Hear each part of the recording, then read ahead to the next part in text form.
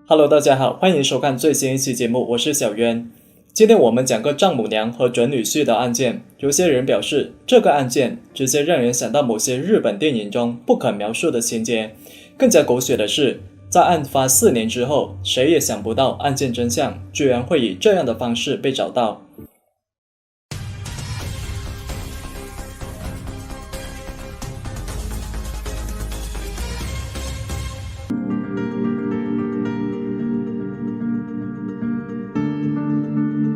故事还得从一个名为陈海燕的中国女子说起。通过媒人的介绍，她和一个男人订下了婚约。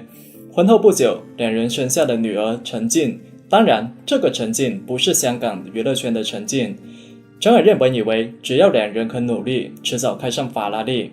可让她没想到的是，丈夫居然背着她在外面金屋藏娇。1985年10月，陈海燕就提起了离婚诉讼，并获得了3岁女儿陈静的抚养权。从此，陈海燕就成为了一个单身母亲，与女儿相依为命。身边人一直劝她，趁着女儿还小，也趁着自己年纪还不是很大，赶紧重新找个男人。可不管周围人怎么劝，陈海燕始终没有再婚。其实，作为一个结过婚的女人，她又何尝不知道自己的需求呢？像每一次家里有些电器坏了，自己都不会修。可每想到前夫和小三那可恶的嘴脸，陈海燕对再婚的希望就被打了个折扣。她觉得，与其花费精力去找第二个男人，还不如多花点时间照顾女儿。而在陈海燕无微不至的照顾下，女儿陈静就长成了一个亭亭玉立的女孩，但是女大18变。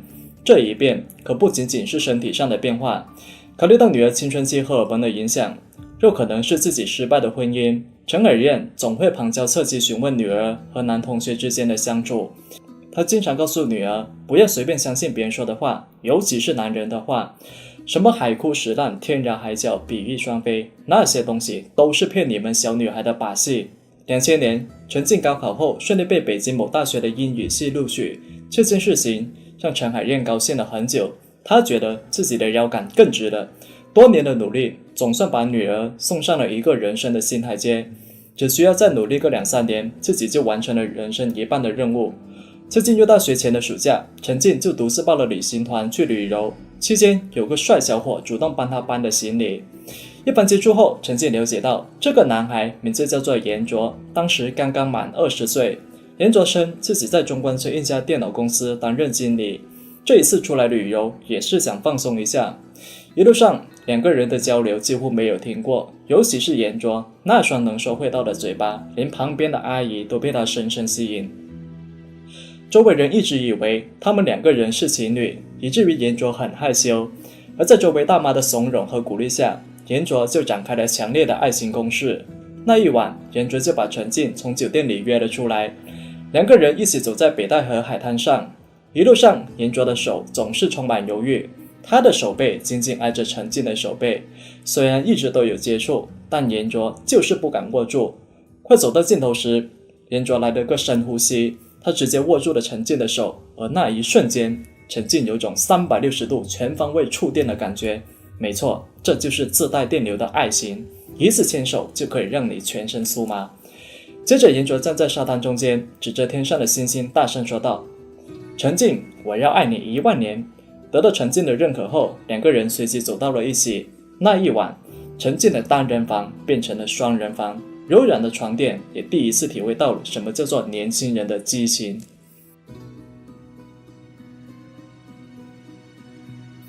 陈静女儿回到家之后，并没有主动向母亲说起自己已经恋爱的事情。可是作为过来人的陈海燕，眼睛一扫就知道女儿发生了什么事。陈静本以为母亲会让她找个时间把男朋友带回家里一起吃顿饭，不料母亲的反应完全出乎了她的意料。坐在床边，陈海燕一脸严肃地问道：小静，你跟我说实话，你和这个男孩有没有发生关系？陈海燕很害怕，因为女儿才刚刚高中毕业，对男女之事根本就没有清晰的概念，再加上眼看着就要去读大学了，要是突然间怀孕了，她可真不知道要怎么收场了。陈海燕不断追问女儿：你知道对方是什么人吗？你知道他的底细吗？这年头坏人很多，我告诉你，等一下你被人骗了你都不知道。第一次谈恋爱，还没尝到甜甜的果实，母亲的人生哲理大棒就挥了过来。陈静是越想越生气，他直接怼了母亲一句：袁哲又不是老爸那种男人。一听到老爸这两个字，陈卓喋喋不休的嘴巴立即就停了下来。女儿这句话直接让他再次想起出轨的噩梦。沉默了一会儿之后，陈海燕就改变了语气，但是对于渴望爱情的女儿来说，她完全就听不进这些话。最后直接和母亲吵了起来，僵持不下之际，陈静干脆直接住到了学校。两个人第一次因为外人冷战了好几天。看到女儿如此固执，陈海燕是忍不住感叹，真是女大不中留啊。几天之后，陈海燕就主动做出了让步，饭桌之上她就说道：什么时候把你那位白马王子带回家让妈妈瞧瞧啊？我倒是想看看是哪位帅小伙能够让我们家宝贝一见钟情。听到妈妈这话，陈静心里乐开了花。吃完饭，嘴还没来得及擦，他就打电话给严卓，让他今晚过来吃饭。在陈静的带领下，严卓很快就来到了女友住所。一打开门看到严卓，陈海燕就深深被这孩子吸引了。看了女儿的眼光确实不错，找了个这么阳光帅气的一个小伙子。进屋后，陈海燕热情地招呼了这位未来女婿。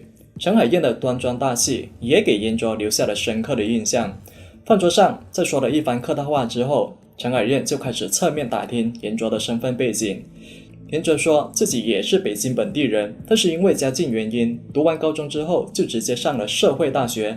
目前呢正在创业，跟朋友合伙开了一家电脑维修公司。他还聊了自己以后的事业计划。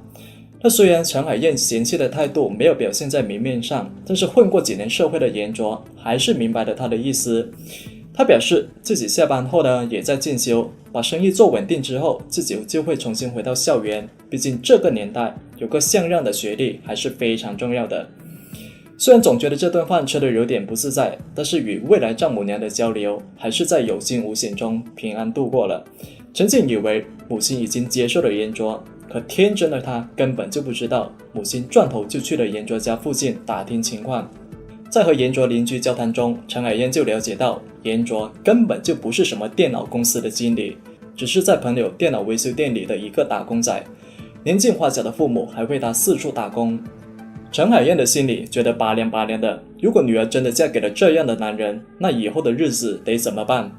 可没怎么接触社会的陈静认为，自己需要的是一个爱我的男人，而不是只爱钱的伴侣。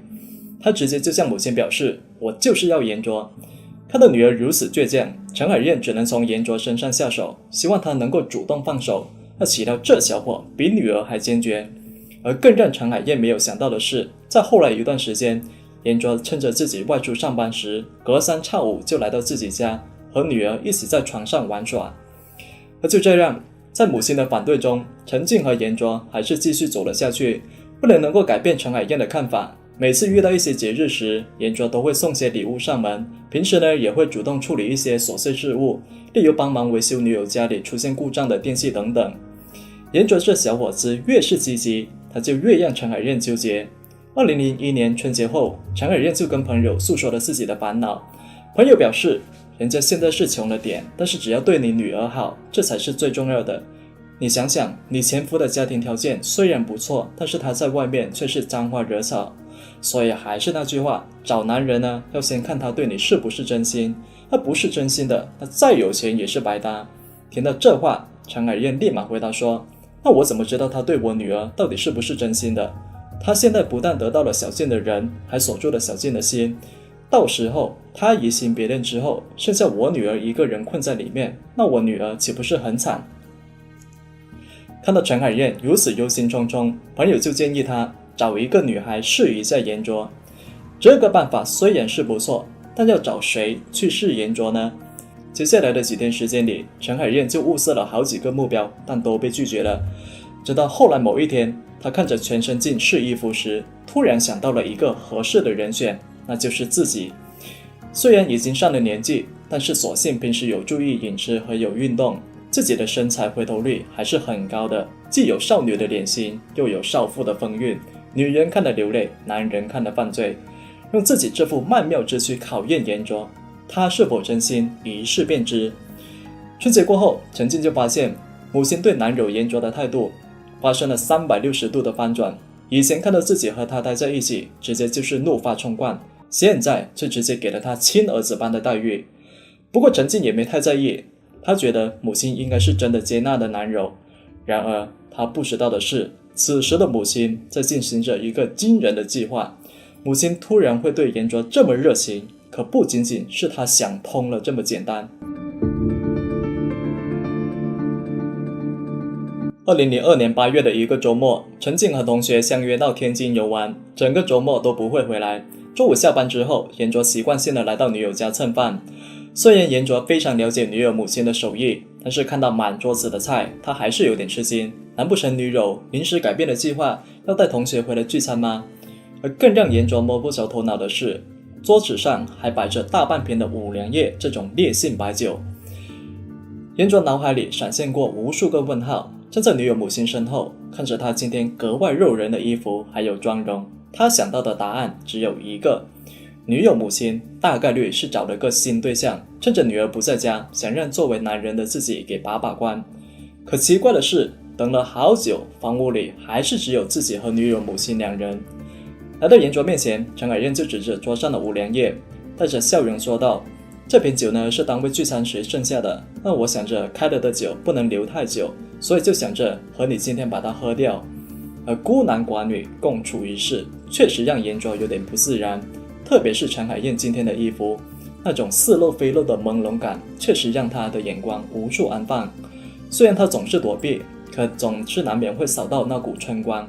也许陈海燕也感觉到了严卓很不好意思，所以便主动开口聊天，缓解尴尬。在喝下一杯又一杯的五粮液之后，陈海燕开始诉说自己这么多年来的经历，包括自己前夫的故事，这么多年来自己和女儿又是怎么过来的，甚至还说了一些很开放的话题。陈海燕说，其实不但男人是下半身动物，其实女人也是，尤其是她这个年纪，有时候吃不饱的感觉很让人烦。听到这些话，因为酒精作用，原本就有些脸红的严卓，这一下就更加脸红了。说着说着，女友母亲就直接起身坐到了严卓旁边。桌上的菜还没怎么动，酒呢就已经被两人喝完了。说到动情处，陈海燕直接靠在严卓肩膀上，这可把严卓吓了一跳。哎呀，阿姨，我看你是喝多了。严卓本想打电话给女友，但是女友此时远在天津。而作为同样吃过很多苦头的人，严卓深知家庭对一个人的影响，他只能让女友母亲靠在肩膀上，让她把情绪发泄完。可五粮液的作用哪有这么简单？被酒精灼烧的感觉让女友母亲脱去了外面的薄纱上衣，而顷刻之间，女友母亲曼妙的身材在一件低胸背心的衬托之下就变得更加迷人了。而更要命的是，陈海燕还轻轻把嘴巴贴到严卓耳旁。你觉得阿姨漂亮吗？被这么一问，严卓浑身起了个哆嗦。哎呀，阿姨，我看你是喝多了，我去厨房给你冲杯茶醒醒酒吧。可严卓刚起身，陈海燕就马上从后面抱住了他。这种感觉严卓从来没有体验过。而在8叶酷暑和烈性酒精的作用下，严卓还是放弃了抵抗。迟疑几秒之后，他就转过身来，紧紧抱住了女儿母亲，然后把她抱回卧室，接着展开了一场翻云覆雨的缠绵。第二天早晨，严卓醒来后发现自己头很疼，更要命的是，此时的他全身居然一丝不挂。看着躺在自己旁边的女友母亲，他更是激动地坐了起来。喝酒误事，严卓猛然就想起了昨天发生的事情，他一把推开了女友母亲。虽然女友母亲此刻依旧是那么艳丽动人，但此刻的她对于严卓来说就如同猎物遇到了虎狼，只能先跑。回在路上，严卓心里翻江倒海，这可是女友的母亲啊，我怎么可以对她做出这样的事情呢？这要是被陈静知道了，那她岂不得把我给千刀万剐？然而鬼使神差的是，当天晚饭时，严卓居然又来到了女友家中蹭饭。当开门看到站在门口的严卓，陈海燕在心里笑了一下。果然，男人都是下半身动物，吃了一顿还想吃。看到女友母亲依旧单薄的衣服，严卓有点后悔，自己怎么又跑到这里来了。饭桌之上，严卓一时低着头，全程几乎没有怎么看过陈海燕。可陈海燕的反应却完全不同，她不但当作什么事也没有发生，还主动为严卓夹菜，对他嘘寒问暖。吃过晚饭后，两个人聊起了天，最后是严卓主动帮陈海燕洗了碗。而在客厅休息了一会儿之后，陈海燕就先洗了澡，从浴室出来之后，陈海燕穿着非常单薄，上半身只裹了一件紫色薄纱，然后熟悉的情节在两个人之间再次上演。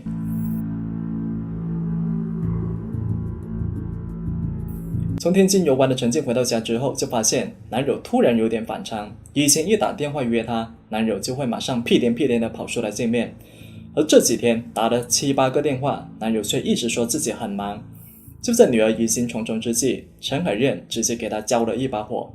在母亲的煽风点火之下，陈静就怀疑男友对她是不是变心了。正如俗话说的，如果一个男人不接你1个电话，那说明他可能在忙；如果他不接你2个电话，就说明他在生你的气；而3个电话以上则表明你和他的关系已经出现了危机。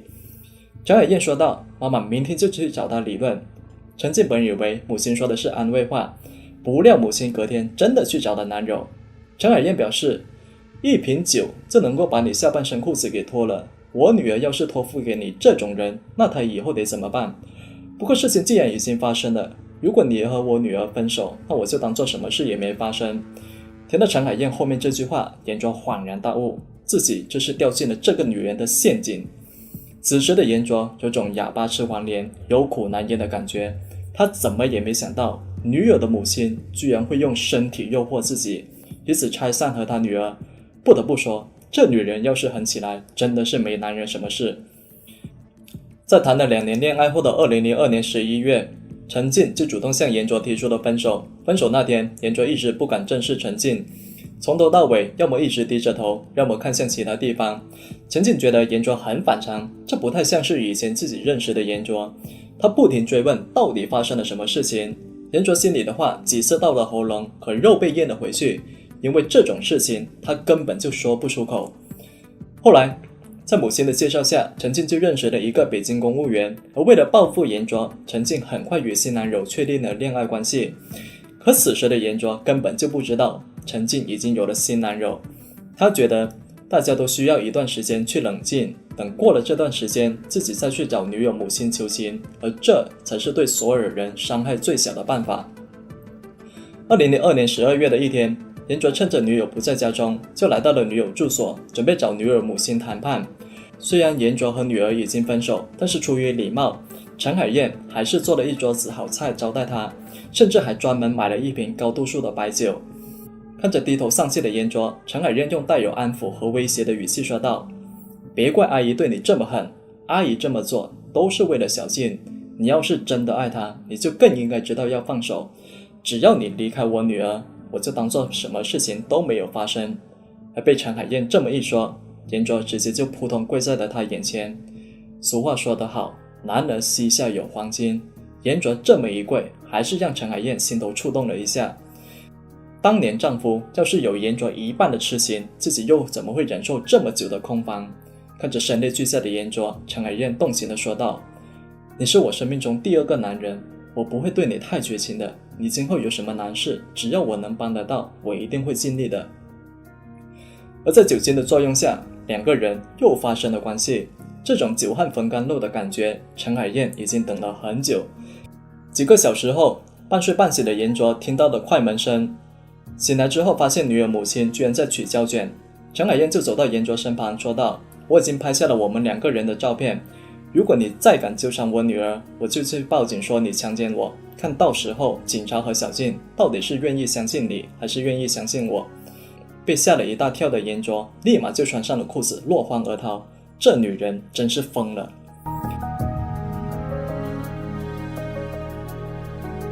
2003年2月20号这天，喝得醉醺醺的严卓来到了女友住所，点名要求和陈静见面。可他还没看到人，就直接被陈海燕赶了出来。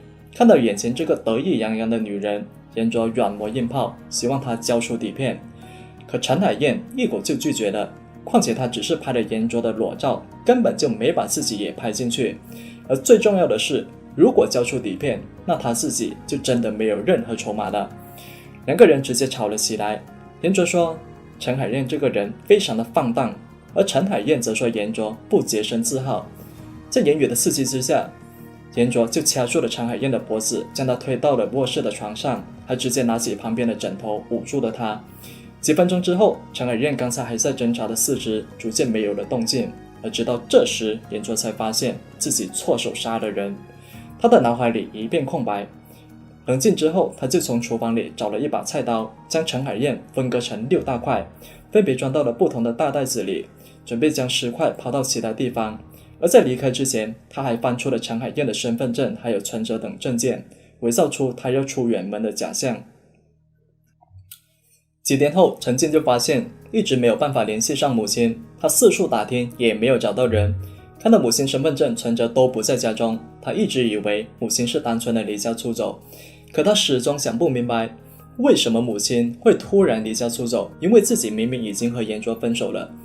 2003年3月，在苦等10几天依旧没有母亲消息之后，陈静就选择了报警求助。可是由于他没有办法提供线索，导致警方的调查有种大海捞针的感觉。后来陈静就把自己与母亲同住的房子租了出去，出租前还找人把房子重新粉刷了一遍。而当时工人就发现在墙壁上有几个紫黑色的斑点，但是大家都没有注意，毕竟谁会想到这里发生过一起命案呢？而另外一边，严卓作案之后就马上躲了起来，看到陈海燕的存款，他纠结了好久，但最终还是花掉了这些钱。而至于严卓为什么能够成功取出这笔钱还没有被抓到，小文我具体也不是很清楚。那也许陈海燕和他之间有过某种承诺吧。可是这些钱呢，并没有给严卓带来安全感，反而加重了愧疚感。22岁的严卓已经再也没有了昨日的阳光还有笑容，他经常借酒消愁。有一次和朋友喝酒时，他告诉朋友说自己把准岳母给杀了，而且尸体就埋在北京永定河。由于当时严卓喝得酩酊大醉，所以他的朋友自然就没有当真。而第二天酒醒后的严卓也不记得自己说的这些事情，然后这一晃就过了4年的时间。而这4年时间里，警方一直找不到凶手。然而天意弄人，严卓这位朋友后来因为盗窃罪被捕入狱。2007年6月4号，正当警方准备给他量刑时，他向警方举报了这件事情，希望能够通过立功减轻自己的刑罚。警方核对了一下，发现还确实有这么一件事。他们辗转几番之后就找到了严卓，而当第一眼看到严卓时，他们怎么也不敢相信这是个只有20多岁的小伙。2008年12月23号，严卓杀人罪名成立，被判处死刑，缓刑2年。而当从严卓口中得知全部真相之后，陈静直接哭晕过去。他怎么也想不到，母亲为了自己的幸福，竟然把自己给送进了地狱。所以还是那句话，不要用钱是女人，更不要用女人是男人。我是小袁，我们下期再见。Hello， 大家好，欢迎收看最新一期节目，我是小袁。今天我们来讲一个很特别的案件。一个男人在他父亲去世后，居然继承了他父亲的10几个妻子，也就是他曾经的母亲。不但如此，这个男子还证明了我是我爸的事实。那出于遵守社区准则的原因，小袁会以一种特别的角度阐述该案，制作不易，希望大家看完后长按点赞键支持一下。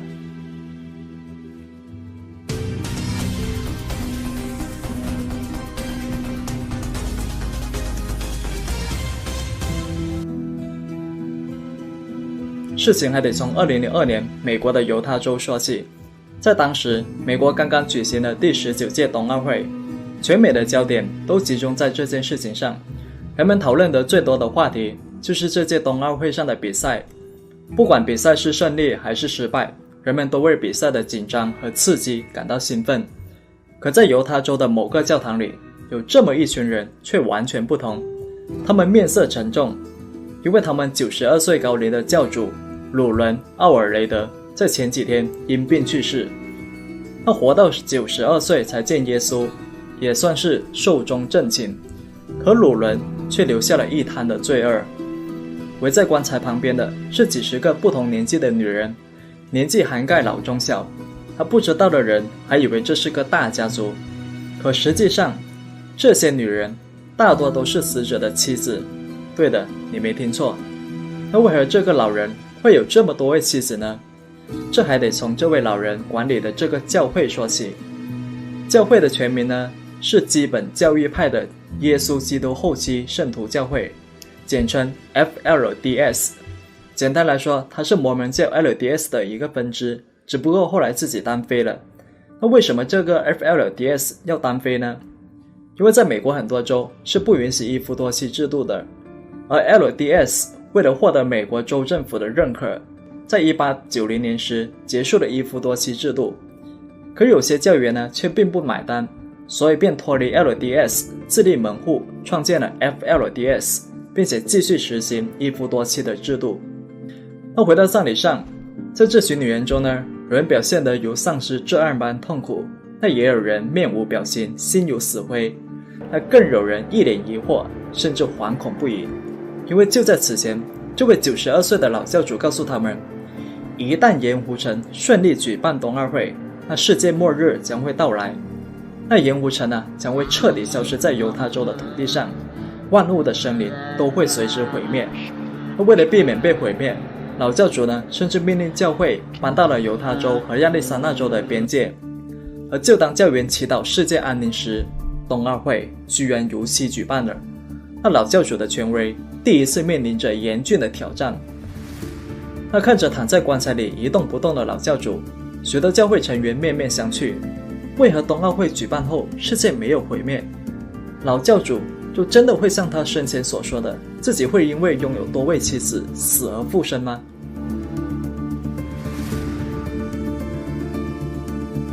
看着躺在棺材里的父亲，老教主的儿子沃伦·杰夫斯心急如焚，他觉得必须想出一个办法来稳住局面。若是有人起了个质疑的苗头，那接下来他就没办法统治教会了。一番沉思后，他走上主持台说道：“大家不用担心，几天后老教主就会复活了。”那出乎意料但不出意外的是，老教主真的复活了。只不过大家发现，复活的老教主变得更加年轻了，而且长相和他的儿子沃伦一模一样。沃伦模仿老教主说话的节奏，缓缓地同台下的教员说道：“我的灵魂已经注入到沃伦身上，我就是你们的老教主鲁伦·奥尔雷德，沃伦就是我。”他凭借手中权力的加持，短短几句话，沃伦就成功证明了我是我爸。在葬礼结束后的每天早上，沃伦会把所有人喊到一起用餐，而在餐桌上，他会说出父亲几个妻子的名字，还说自己昨晚在梦境中遇到了他们。那被点到名的女教员有一些是无比的激动，他们从座位起身，跪在沃伦旁边，声情并茂地说道：“亲爱的，我就知道你一直都在我们身边。”那被点名的这些老婆中，虽然的确有人坚信老教主已经复活在沃伦身上，但也有人心生怀疑。可迫于沃伦的权力，他们并没有直接提出质疑。而在鲁伦复活后的每天早上，他都会询问这群曾经是他妻子的女人：“今天谁愿意回到我的身边？”那也许是自愿，又也许是被迫。那最终大概有10几个人选择回到了鲁伦身边。那正如这张照片所展示的，上面排成一条队伍的女人，就是沃伦从父亲继承而来的妻子。虽然沃伦顺利登基当上了教主，但还是存在很多不听话的教员。例如一些女教员，已经受过上一任教主宠幸的他们，不愿意再继续侍奉沃伦。那为了摆脱教会的控制，其中有些人还偷偷逃跑。那为了让这些人乖乖臣服，沃伦可以说是费尽心思。例如下令修高基地的围墙，在上面增设铁丝网，在园区里又疯狂加装摄像头，而且还减少了教员自由活动的时间，严格控制派发给教员的物资。那同时还把园区所有有害的书籍烧毁，大力宣传自我奉献，要求教员在位工作的收入全部上缴给教会。那当然，这种物理上的措施顶多只是震慑作用，真正能够巩固自己地位的措施是收买人心。所以沃伦一上台后就火速提拔了一批长老，把这批人的忠心当作矛，去压制其他教员的反抗。那同时，为了避免被这把矛误伤，沃伦决定对业绩突出的长老进行论功奖赏，谁财产上交得多，谁就可以优先选择园区的资源。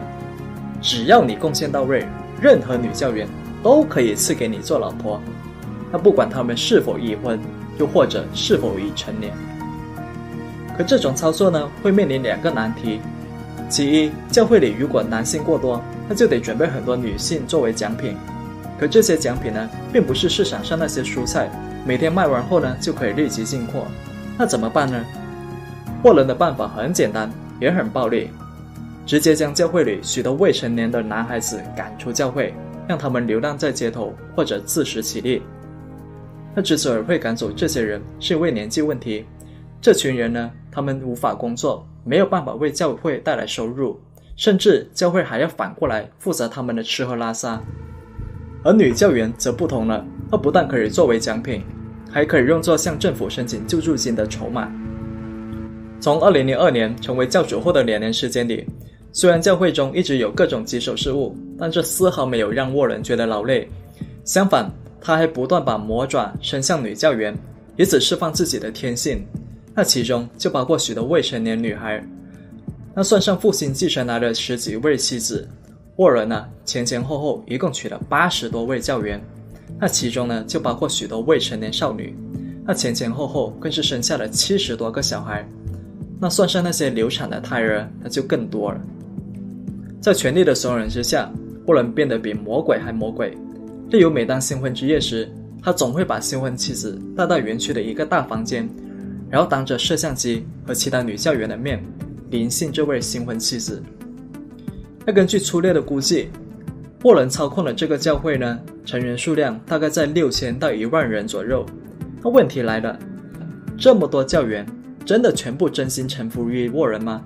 那如此荒唐的一夫多妻制度，就没有人举报吗？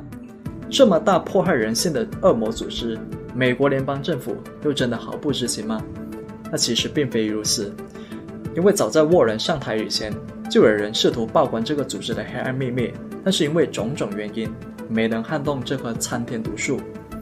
那直到后来，一则上诉把这个组织推到了舆论头条。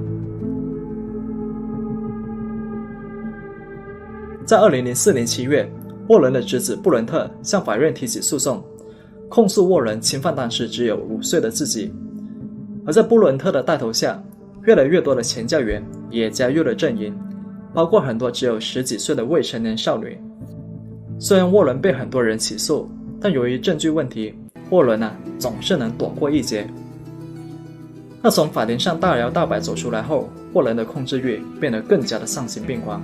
为了避免外界的打扰，他还把教会基地从犹他州边界搬到了德州。那这张图片上的白色建筑就是沃伦建造的新基地，它位于德州的埃尔多拉多附近，坐落在渴望西安牧场里。那趁着这次搬迁，沃伦对教会成员进行了一次大清洗。按照他的命令，不是所有人都能够进入新基地，那只有最纯洁、最虔诚的教徒才有资格。那会是谁呢？沃伦选的第一批人就是未成年女孩。那在一夜之间这些孩子被迫与他们的父母分离。他搬到新基地之后，沃伦就召开了教员大会，而在会上，他点了20多个长老的名，他称他们罪孽深重，根本不是诚心的教徒。那迫于沃伦的权力以及随波逐流的附和，这些人最终被一一赶出了教会，而他们的妻子和子女则被重新分配给其他的教员。为了捆住沃伦这个恶魔，检方需要更多的证据，而在几经辗转之下，他们找到了新证人艾丽莎。艾丽莎当时是教会中的一个女孩，可她的父亲却被沃伦巧立名目赶出了教会。而在艾丽莎刚满14岁时，她就被沃伦分配给她只有19岁的表哥。她不堪忍受的艾丽莎最后逃了出来。那直到结束了墙外的世界，艾丽莎才明白自己10几年来到底经历的是什么东西。只可惜，当她明白时，她已经流了2次产。后来，检方联系到艾丽莎，希望她能够在法庭上指证沃伦。那在周围人的鼓励下，艾丽莎逐渐走到了前面。2006年4月，犹他州发布了对沃伦的逮捕令。那紧接着在5月份， FBI 也将沃伦列为了10大通缉犯之一。那对于这些逮捕令沃伦却一点都不慌张。他用教员上交的钱财尽情享受着人生。直到逮捕令发出4个月后的8月28号，警方在拉斯维加斯附近的高速公路上才逮捕了他。将沃伦扣押后，检方立即着手起诉。可开庭的第一天，局面就出乎了检方的意料。大批的教员聚在法庭外面，他们高呼这是对宗教自由的践踏，更是对美利坚自由与民主的侮辱。而法庭之上，艾丽莎说出了自己的遭遇。她的证词证明了沃伦违反法律，包办未成年人的婚姻。那在几番辩论下来之后，美国犹他州法院宣布沃伦罪名成立，判处10年监禁。那紧接着，亚利桑那州和德克萨斯州的检方也相继起诉了沃伦。可是，仅仅在2年之后，犹他州的最高法院就推翻了一审时的判决。按照最高法院的说法，沃伦呢虽然主持了这场未成年人的婚姻，但是艾丽莎表哥对艾丽莎的侵犯，检方并不能证明是由沃伦促成的。而沃伦主持婚姻固然有罪，但是不至于要判10年。真正有罪的人是艾丽莎的表哥，所以压力就来到了检方这边。他们得找出新证据，证明是沃伦怂恿艾丽莎表哥强奸了艾丽莎。可是这个举证呢是非常困难的。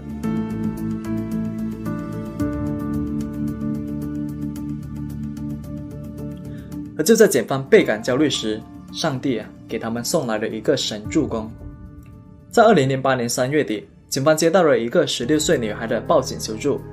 对方称自己是 FLDS 的教员，1年前呢被教会强迫嫁给一个教员，为其生了一个孩子，现在又被强迫嫁给另外一个50多岁的教员。那考虑到种种因素，德州警方决定突袭教会庄园。那虽然警方没有找到那个报警求助的女孩，但是呢他们却发现了几十个未成年孕妇。这就给了警方和政府充足的行动依据，他们直接带走了园区里的416个未成年孩子。而德州警方的这一击彻底惹恼了沃伦，他不惜重金聘请多位律师控告德州警方，还聘请公关洗白自己。那拿人钱财替人消灾，公关做的第一件事就是挑选了教会里的几对夫妇，让他们在电视台接受采访，控诉德州警方夺走他们的孩子。那在交谈中，电视台的主持人反问他们，相比较于警方，当你的孩子被教会带走时，那为何你不选择报警或者向法庭提起诉讼呢？那对于这个问题，女教员解释说自己的精神状态不太好，没办法照顾孩子。那主持人又接着追问，那你凭什么相信教会能够比政府更加照顾好你的孩子呢？要知道你们教会中已经有很多未成年孕妇。那对于主持人这些灵魂发问，这些教员呢面无表情，保持沉默。随着节目的播出，警方获得了舆论的优势，可要想扳倒沃伦充满超能力和魔法值的律师团，那就得找出更多实质性的证据。可不料意外又出现了，因为那个向德州警方求救的女孩，实际上呢是个跟教会毫无相关的33岁妇女。她此前呢就有几次报假警的案底。而更加尴尬的是，虽然警方的确在庄园里找到了很多未成年孕妇，可却一直找不到他们的出生证明。那因为这些东西早就被沃伦藏了起来。那没有出生证明，那就不能在法律层面上证明这些未成年孕妇是未成年孕妇。那即使他们真的是未成年孕妇，而这些漏洞呢，沃伦的律师那自然也是知晓的。所以最终德州法院宣布，由于检方证据不足，所以沃伦无罪。按照这群孩子父母的意愿，那法院呢只能要求检方把孩子送回庄园。那至此胜利的天平偏向了沃伦这个恶魔。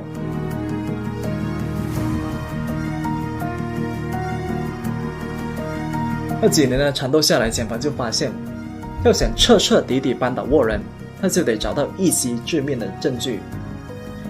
那为此，检方就问询了很多从教会里逃出来的教员，那试图从中获得有价值的线索。那最后还真的挖出了一条重要线索。有个叫做丽贝卡的前女教员透露，沃伦很可能把教会的重要资料藏在庄园里，那其中就包括教员的出生资料、教会的运行资金以及其他的记录材料等等。那后来在选审时机后，警方就以安全排查为由，再次进入庄园搜查。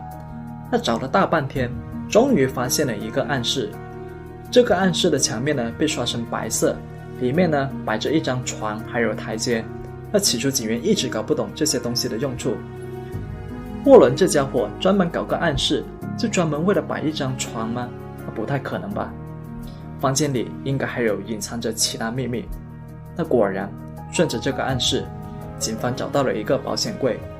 一番九牛二虎之力之后，他们打开了保险柜，结果发现里面装着许多硬盘还有录音带。那探员把硬盘带回警局观看后，才知道原来这个暗室是沃伦专门用来对未成年女教员行使出夜之权的地方。那所有人的第一次都被沃伦用相机记录了下来。那在这些铁证面前，法院就以侵犯未成年儿童等多项罪名，判处沃伦无期徒刑。那与此同时，教会里其他的长老呢，也得到了相应的刑罚。那虽然沃伦最终锒铛入狱，但即使如此，一些教员还是与众不改，还经常到监狱里探望沃伦。那对于 FLDS 的财产如今大部分已经被当地政府没收，并且用于公益事业。而 FLDS 的丑闻也被网飞拍成了纪录片，名字叫做《听话的孩子：邪恶的祷告与服从》。那从 FLDS 崩塌到现在已经过去了10几年，而有些人虽然已经从教会里解放了出来，但是他们心里还是存在一堵墙，始终把他们困在教会里面。我是小袁，我们下期再见。